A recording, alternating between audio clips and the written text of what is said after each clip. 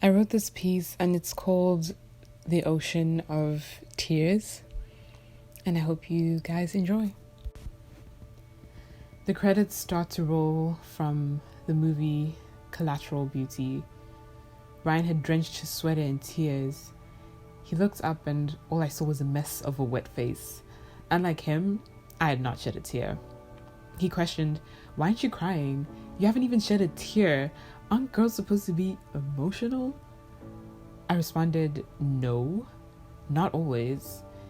If only you could feel, let alone see what's happening inside of me. My emotions are like a well in my soul."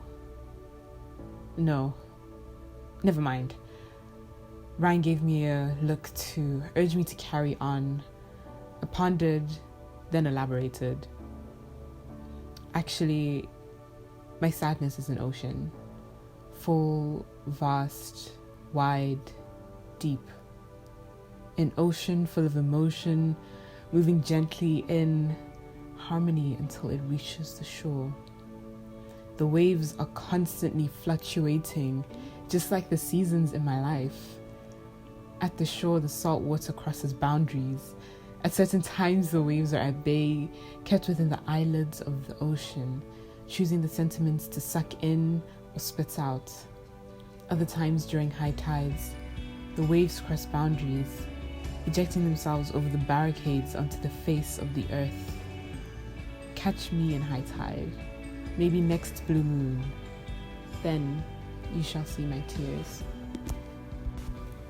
When I wrote this piece, I really like the whole analogy of how the ocean is salt water, which is actually similar to our eyes. But funny enough, if any of you have been to the sea, that you know that once you put your head inside of seawater, that your eyes burn completely. So it just shows you that your emotions are actually more potent than you actually you think them to be. And that's why I used the analogy of an ocean of tears, because I feel like for myself, my emotions are much more than I express them to be, because I'm not the kind of person that likes to talk about how I feel or what I'm going through, what I'm struggling through. And I know that there's power in being vulnerable. It's about learning when to be vulnerable and who to be vulnerable with.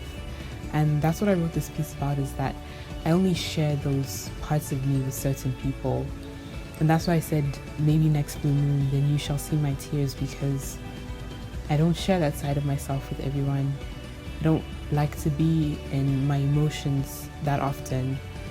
But I think that the more that I've grown, the more comfortable I've become with being sad and accepting it, being angry and accepting it, and allowing myself to process emotions besides feeling guilty of them because I feel like I need to be happy or other people need to see me happy.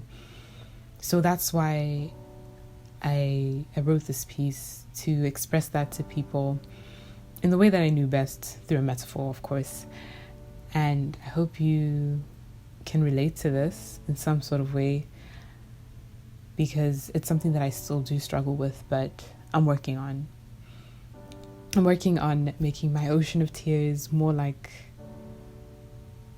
little ponds that I get to share every once in a while, rather than bottling it up until it becomes an ocean that just has to break over the barriers of the shore onto the earth, but rather just like little ponds when the rains come, that they're there, they are dealt with, and they evaporate, they move on, they nourish the earth, they help the earth grow to become better, they help me to grow to become better, and do it more healthily.